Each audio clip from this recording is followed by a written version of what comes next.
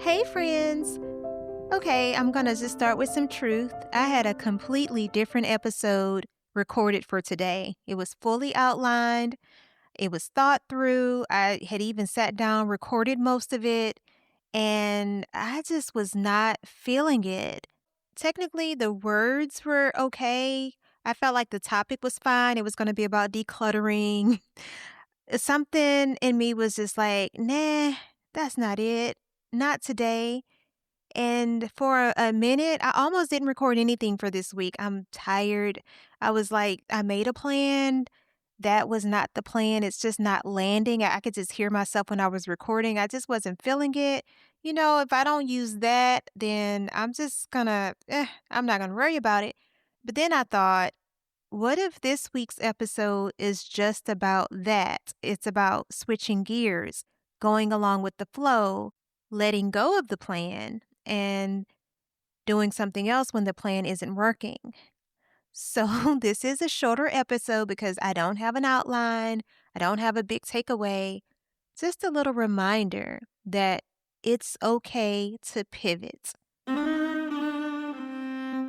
I do want to take a moment to remind you right now that Mom Life in the Woods is brought to you in part by Coach Dion Basketball, the Woodlands' most dedicated coach. You can learn more at CoachDion.com. It's also brought to you by WoodlandsMommy.com, the most referred to online resource for moms and families in the Woodlands. If you follow me on WoodlandsMommy.com, you might have already caught on to the fact that I do love to plan. And every year in January, I'm asking my readers about New Year's resolutions because I love making them. I love writing down plans, turning plans into action. And on a smaller scale, I really like knowing what the day is supposed to look like.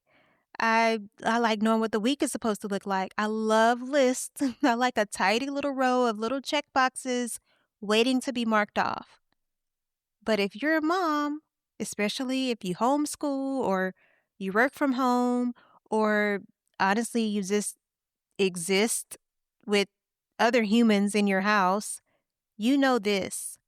Plans unravel. The kids wake up in moods you didn't schedule.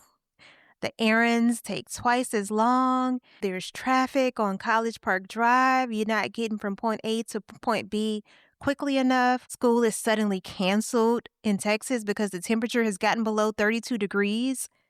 That thing that you were excited about yesterday, it suddenly feels heavy.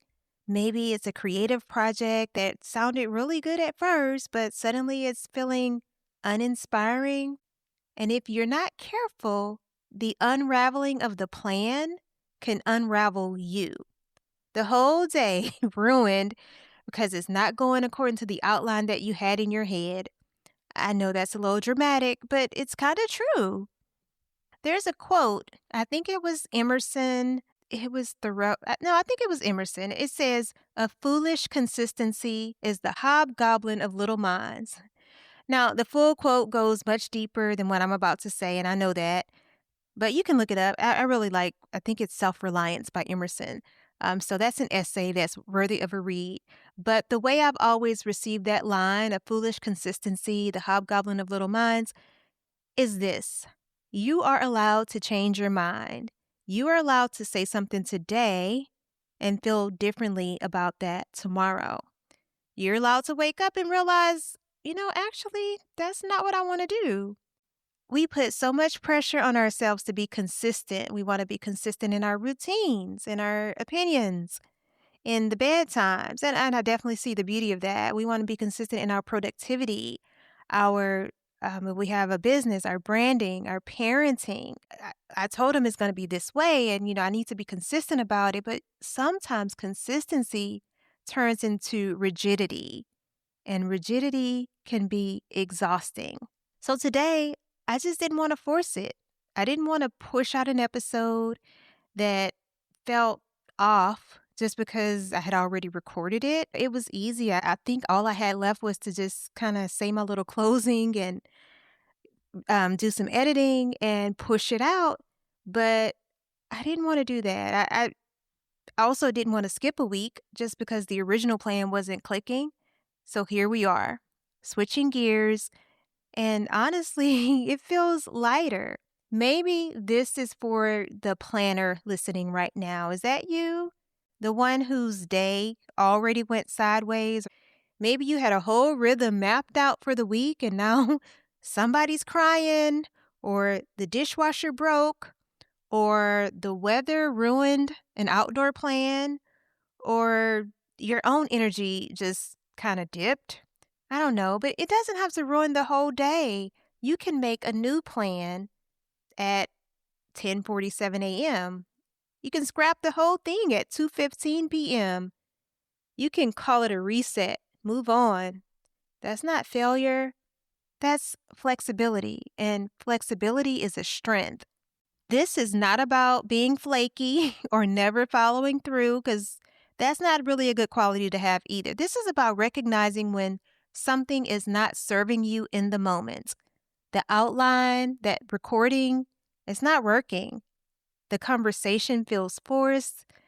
The outing turns chaotic. You had that whole day planned. You had gotten all the details on WoodlandsMommy.com events calendar, and this event that was happening, the kids were loaded up and all of that, but suddenly it's chaotic. Your energy's not there. Somebody has I don't know, they're crying in a bad mood. It's okay to pause and say, actually, we're going to do something else. Or actually, I'm going to do something else. No big announcement, no apology tour, no self-criticism, just a pivot. I almost didn't record this week because the real episode didn't work out. But maybe this is the real episode. And maybe the whole point this time is that life is not a straight line. And I know you want to hear about decluttering, so I'm going to get to that. But life bends, it shifts, it surprises you. Sometimes I think the best thing you can do is loosen up your grip a little bit, go with it. Not every week has to be profound. Every plan doesn't have to be executed just so perfectly. I got this laid out. Needs to happen this way. Every idea does not have to be enforced. Sometimes you just show up as you are, and that's enough. Thank you so much for letting this be a shorter, slightly unpolished episode. Maybe that's the whole message. I'll see you next time, whatever that looks like, on Mom Life in the Woods.